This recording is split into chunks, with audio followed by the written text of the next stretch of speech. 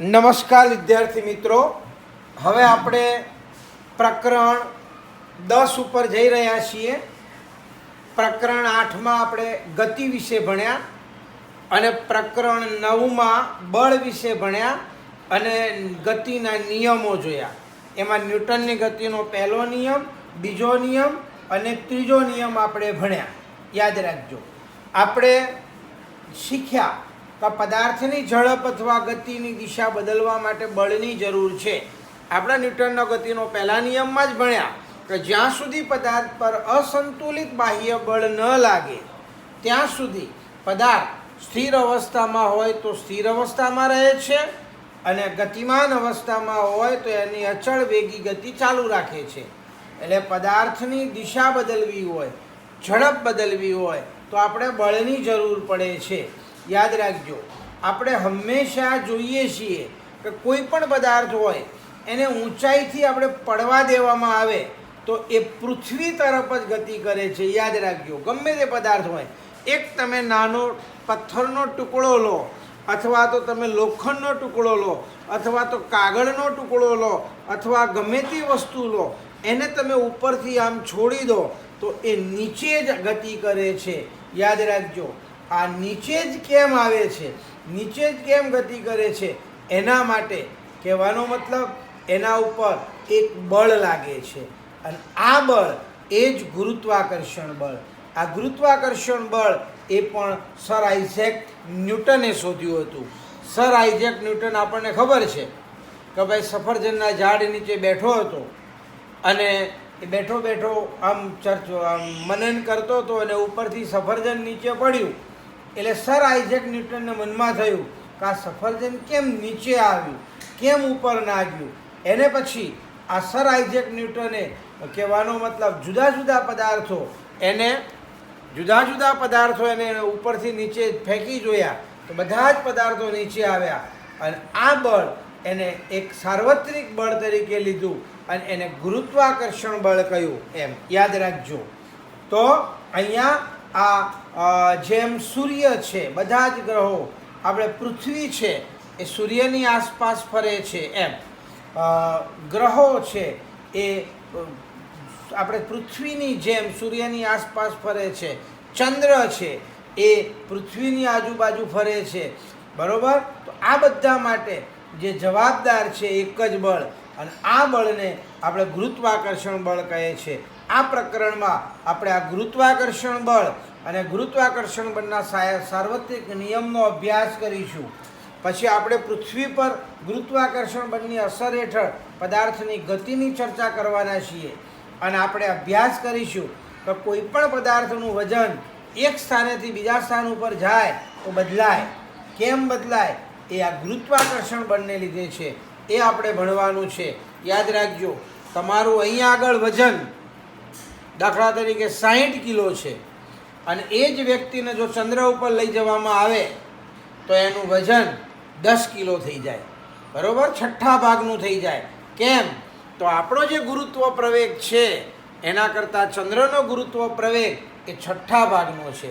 એટલા માટે ત્યાં વજન ઓછું થઈ જાય છે, એમ હલકો થઈ જાય છે પદાર્થ. એમ તો આપણે આ ગુરુત્વાકર્ષણ બળ વિશે ભણવાનું છે. યાદ રાખજો. તો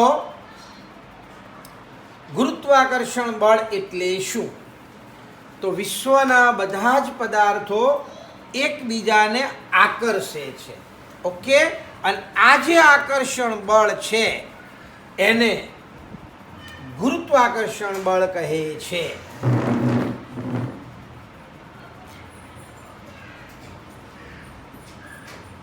ગુરુત્વાકર્ષણ બળ. તો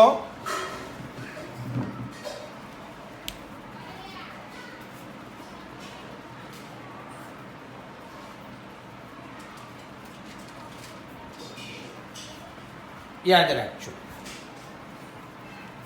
અહીંયા વિશ્વના બધા જ પદાર્થો એકબીજાને આકર્ષે છે.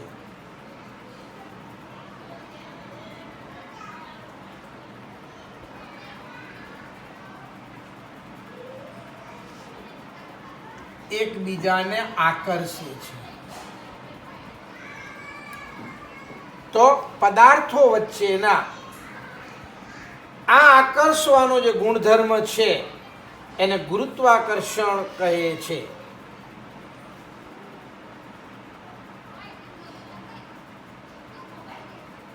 પદાર્થોના એટલે પદાર્થો વચ્ચેના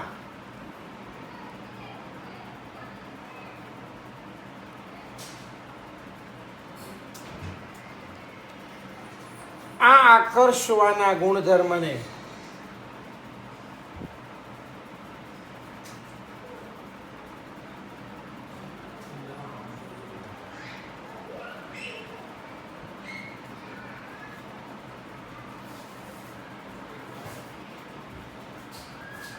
ગુરુત્વાકર્ષણ કહે છે. યાદ રાખજો. અને જેમ પૃથ્વી અને ચંદ્ર વચ્ચે પણ ગુરુત્વાકર્ષણ હોય, બરોબર, આ પૃથ્વી અને ચંદ્ર વચ્ચે ગુરુત્વાકર્ષણ છે એના માટે અહીંયા જુઓ એક પ્રવૃત્તિ આપી છે. આકૃતિમાં જુઓ એક છોકરો ચોપડીમાં બતાવ્યો છે. એક દોરી છે, દોરીના એક છેડા ઉપર પથ્થર બાંધ્યો છે અને બીજો છેડો એને હાથમાં પકડ્યો છે અને પછી એ પથ્થરને વર્તુળાકાર માર્ગે ગોળ ગોળ ઘુમાવે છે. હવે પથ્થર છે ને એક નિશ્ચિત ઝડપથી આમ વર્તુળાકાર ગતિ કરે છે, બરોબર.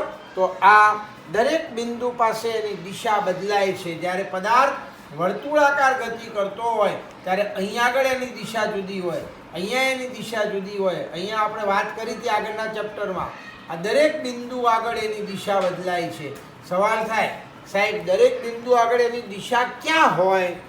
તો સ્પર્શકની દિશામાં હોય. અહીંયા આપણે આમ સ્પર્શક દોરીએ એટલે આ ત્રિજ્યા અને લંબ, તો એની દિશા આમ હોય. આ બિંદુ આગળ એની દિશા ક્યાં હોય? તો આમ હોય. અહીંયા આગળ એની દિશા આમ હોય, અહીંયા આગળ બિંદુની દિશા આમ હોય. એટલે સ્પર્શક આગળ છે, એટલે આ સ્પર્શક, એટલે સ્પર્શકની દિશામાં છે. એટલે ખાસ યાદ રાખજો કે પથ્થરના એટલે ગતિના દરેક બિંદુ પાસે એની દિશા બદલાય છે.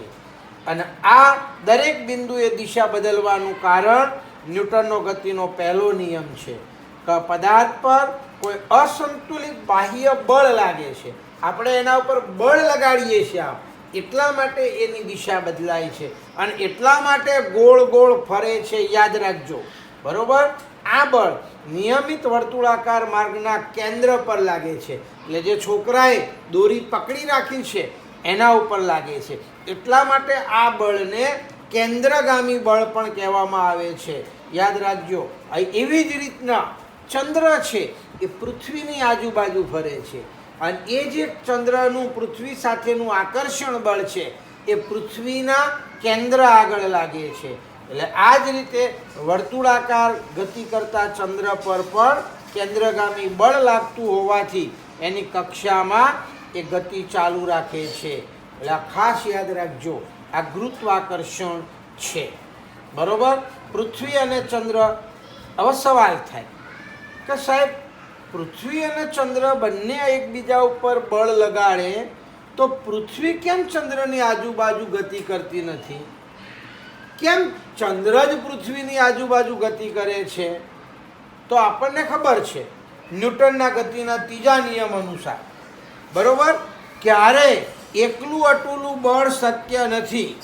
અહીંયા આગળ પૃથ્વી ચંદ્ર પર આકર્ષણ બળ લગાડે છે અને ચંદ્ર એ પૃથ્વી પર આકર્ષણ બળ લગાડે છે, પણ ચંદ્રનું દળ એ પૃથ્વીના દળ કરતાં, કહેવાનો મતલબ એટલે જે ચંદ્રનું દળ છે એના એટલે પૃથ્વીના દળ કરતાં, એટલે કહેવાનો મતલબ 6 ભાગનું છે. એટલે પૃથ્વીની અંદર ઉદ્ભવતો જે પ્રવેગ છે એ એના દળના વ્યસ્ત પ્રમાણમાં હોવાથી એનું કહેવાનો મતલબ ચંદ્ર તરફ એટલે બળ એકદમ ઓછું લાગે છે. એટલા માટે પૃથ્વી એ ચંદ્ર તરફ નહિવત ગતિ કરે છે, એટલે અંદર ગતિ જ કરતી નથી. એમ યાદ રાખજો. આપણે જોવાનું છે ગુરુત્વાકર્ષણનો સાર્વત્રિક નિયમ, એટલે એના ઉપરથી તમને ખબર પડી જશે. એમ આપણે પણ બે વિદ્યાર્થીઓ બાજુમાં ઊભા હોય તો એમના વચ્ચે પણ આકર્ષણ બળ લાગે છે, પણ આ આકર્ષણ બળ છે ને 0.00000001% જેટલું હોય, એટલે 10⁻8 -9 જેટલું હોય. એટલા માટે એ બંને બંને છોકરાઓ એકબીજાને આકર્ષતા નથી, એકબીજાનો વાળ પણ વાંકો થતો નથી. એમ વાસ્તવમાં એ બંને એકબીજાને આકર્ષે છે તો ખરા, પણ એનું આકર્ષણ બળ એકદમ ઓછું છે. બરોબર? તો હવે ઝાડ પરથી જે સફરજન નીચે પડતું જોઈ અને ન્યૂટને શું તારણ કાઢ્યું? તો સફરજનના ઝાડ પરથી સફરજનને નીચું પડતું જોઈ અને ન્યૂટને તારણ કાઢ્યું કે ફક્ત પૃથ્વી જ સફરજન કે ચંદ્રને આકર્ષિત કરતા નથી, પરંતુ વિશ્વના બધા પદાર્થો એકબીજાને આકર્ષે છે. પદાર્થો વચ્ચેનું જે આ આકર્ષણ બળ છે એને ગુરુત્વાકર્ષણ બળ કહે છે. અને એટલા માટે આ ગુરુત્વાકર્ષણ બળ છે એને સાર્વત્રિક કહેવામાં આવે છે. ન્યૂટનના મત મુજબ વિશ્વના પ્રત્યેક પદાર્થો, એ નાનો હોય કે મોટો, હલકો હોય કે ભારે, દૂર હોય કે નજીક, એકબીજાને આકર્ષે છે. તેથી ગુરુત્વાકર્ષણ બળને સાર્વત્રિક બળ કહે છે. આ યાદ રાખજો કે ગુરુત્વાકર્ષણ બળને સાર્વત્રિક બળ કેમ કહેવામાં આવે છે? તો ન્યૂટનના મત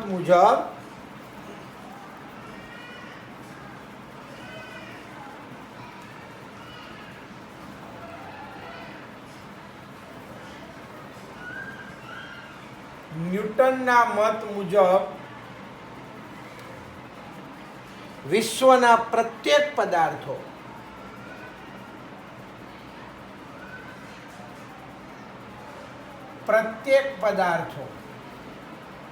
નાના હોય કે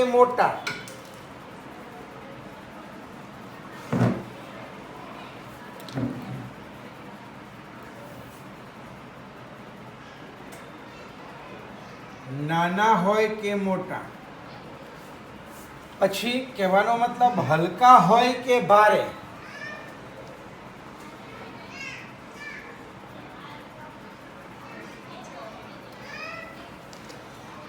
દૂર હોય કે નજીક,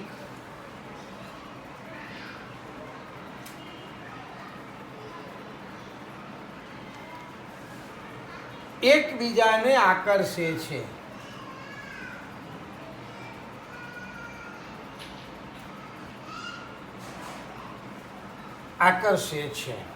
તેથી ગુરુત્વાકર્ષણ બળને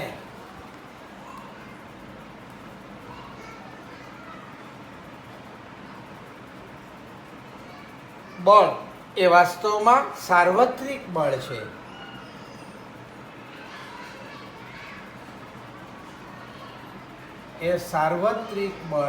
યાદ રાખજો.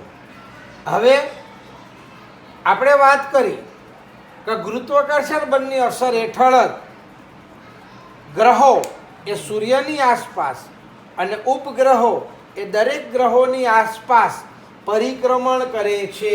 યાદ રાખજો, ગુરુત્વાકર્ષણ બળની અસર હેઠળ દરેક ગ્રહો એ સૂર્યની આસપાસ અને ઉપગ્રહો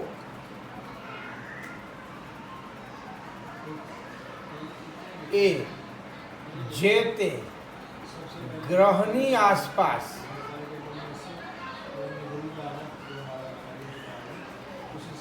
પરિક્રમણ કરે છે.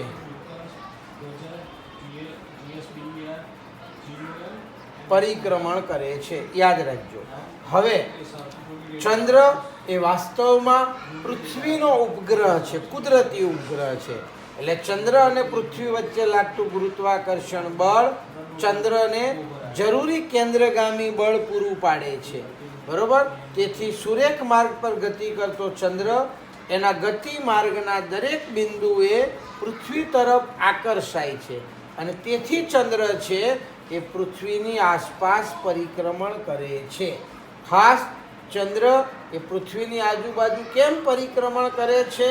તો પૃથ્વીના ગુરુત્વાકર્ષણ બળને કારણે. યાદ રાખજો.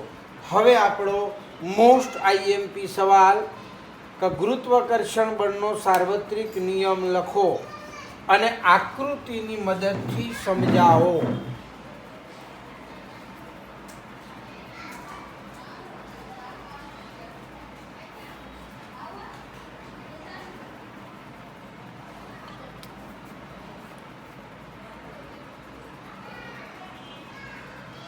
ગુરુત્વાકર્ષણ બળનો સાર્વત્રિક નિયમ બરોબર લખો અને સમજાવો. તો ગુરુત્વાકર્ષણ બળનો સાર્વત્રિક નિયમ. તો ગુરુત્વાકર્ષણ બળનો સાર્વત્રિક નિયમ શું કહે છે?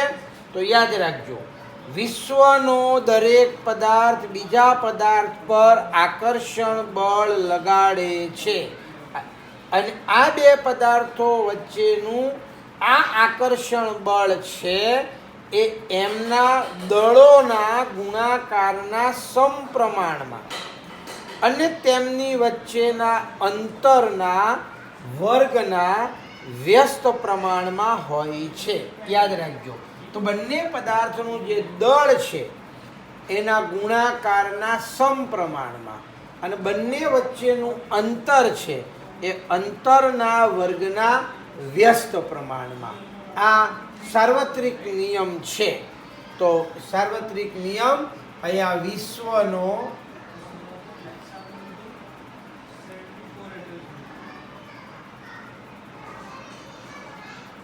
દરેક પદાર્થ બીજા પદાર્થ પર આકર્ષણ બળ લગાડે છે.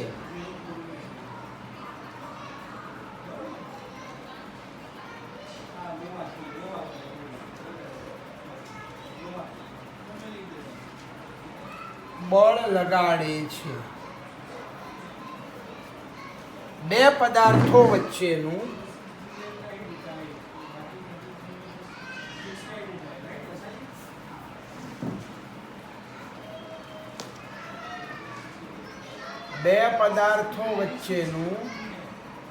આ આકર્ષણ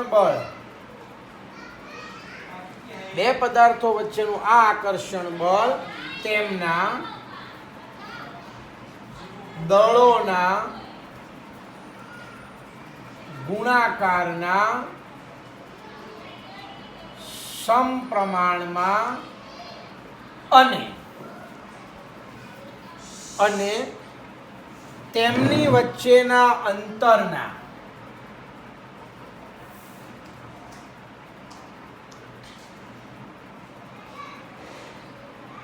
વર્ગના વ્યસ્ત પ્રમાણમાં હોય છે. સમજી લેજો. અહીં આગળ બે પદાર્થો છે. આ બે પદાર્થો છે. એક પદાર્થ તમે ગમે તે નામ આપી શકો. એક પદાર્થ એ છે ને એક પદાર્થ બી છે. આ બંનેના દળ છે અને આ એમના આ કેન્દ્રો છે. તો આ બંનેનું આ કેન્દ્ર, તો અહીં આગળ આ કેન્દ્ર વચ્ચેનું અંતર, આ અંતર એને આપણે ડી કહીએ. જુઓ અહીંયા ચોપડીમાં આપેલું જ છે એટલે અંતરને આપણે ડી કીધું છે. આ અંતર ડી છે. આ બંને વચ્ચેનું અંતર ડી છે. હવે આ પદાર્થનું દળ હું કેપિટલ એમ કહું અને આ પદાર્થનું દળ સ્મોલ એમ કહું. આ બંને દળો છે, એક કેપિટલ એમ અને સ્મોલ એમ. તો આપણે ધારો કે બે પદાર્થો એ અને બી ના દળ, ધારો કે બે પદાર્થો એ અને બી ના દળ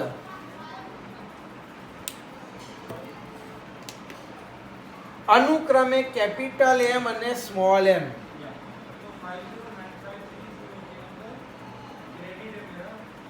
અને સ્મોલ એમ છે, બરોબર. તથા તેમની વચ્ચેનું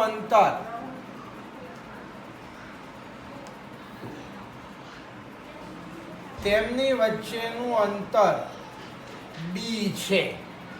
યાદ રાખજો. હવે બંને પદાર્થો વચ્ચે લાગતું આકર્ષણ બળ કેપિટલ એફ છે. બંને પદાર્થો વચ્ચે લાગતું આકર્ષણ બળ કેપિટલ એફ છે. ગુરુત્વાકર્ષણના સાર્વત્રિક નિયમ અનુસાર, યાદ રાખજો, આ ગુરુત્વાકર્ષણના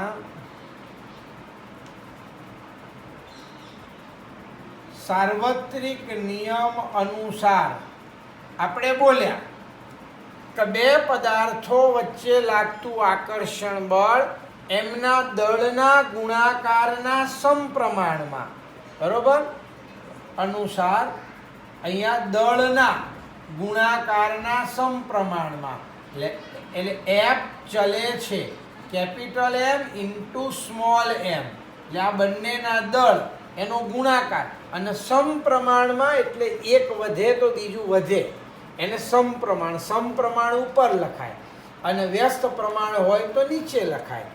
અને આપણે જોયું, અને બીજો એફ ચલે છે, એમની વચ્ચેનું અંતર એના વર્ગના, અંતર ડી છે, એના વ્યસ્ત પ્રમાણમાં, એટલે 1/d વર્ગ, એટલે આ અંતરના વર્ગના વ્યસ્ત પ્રમાણમાં થયું. હવે આ બંને ભેગા કરીએ એટલે એફ ચલે છે કેપિટલ એમ સ્મોલ એમ છેદમાં ડી વર્ગ, બરોબર. આ ડી વર્ગ થયું. એટલે હવે આ ચલે છે તો તમે કાઢી નાખો તો અચળાંક મૂકવો પડે, એટલે અહીંયા અચળાંક જી મૂકવો પડે, એટલે જી કેપિટલ એમ સ્મોલ એમ છેદમાં ડી વર્ગ. આ સાર્વત્રિક ગુરુત્વાકર્ષણના મૂલ્યનું સૂત્ર થયું, જ્યાં જી સપ્રમાણતાનો અચળાંક છે, જ્યાં જી એ સપ્રમાણતાનો અચળાંક છે, બરોબર. અને તેને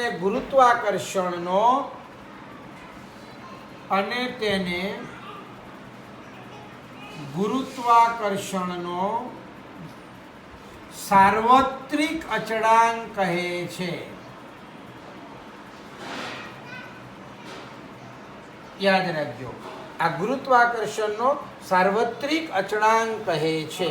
હવે આપણે આ એનું મૂલ્ય, આપણે જીનું મૂલ્ય શોધવાનું હોય તો અહીંયા હેનરી કેવેન્ડિશ નામના વૈજ્ઞાનિકે આ જીનું મૂલ્ય શોધી કાઢ્યું, બરોબર. અને એ જીનું મૂલ્ય કેટલું હતું? તો જીનું મૂલ્ય 6.67 ગુણ્યા 673.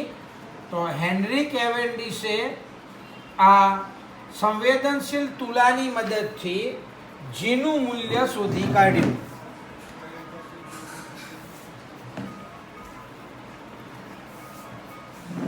યાદ રાખજો. તો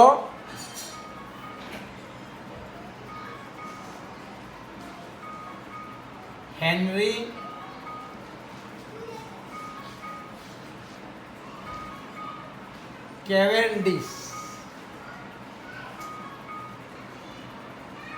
કેવેન્ડિશે જીનું મૂલ્ય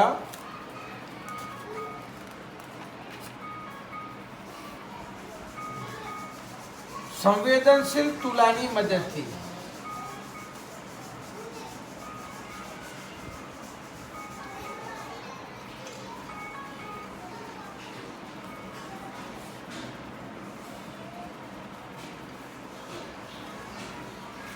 જીનું મૂલ્ય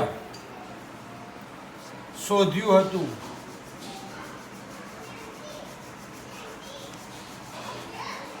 જીનું મૂલ્ય કેટલું? તો જીનું મૂલ્ય દરેક જગ્યાએ સરખું જ છે. તો જીનું મૂલ્ય કેટલું? તો 6.673 ગુણ્યા 10⁻11 ન્યૂટન મીટર સ્ક્વેર અને કિલોગ્રામ -2 છે. આ જીનું મૂલ્ય છે, યાદ રાખજો. 6.673 ગુણ્યા 10⁻11 ન્યૂટન મીટર સ્ક્વેર કિલોગ્રામ પ્રતિ કિલોગ્રામ સ્ક્વેર -2 એટલે પ્રતિ. બરોબર, આ જીનું મૂલ્ય છે. આ જીનું મૂલ્ય દરેક જગ્યાએ એક સરખું છે, એટલા માટે એને સાર્વત્રિક અચળાંક કહેવામાં આવે છે. ઓકે, તો આ ગુરુત્વાકર્ષણનો સાર્વત્રિક નિયમ હતો. આ મોસ્ટ આઈએમપી પરીક્ષામાં 1000% પૂછાશે. ફરી સાંભળી લેજો. વિશ્વનો દરેક પદાર્થ બીજા પદાર્થને આકર્ષે છે.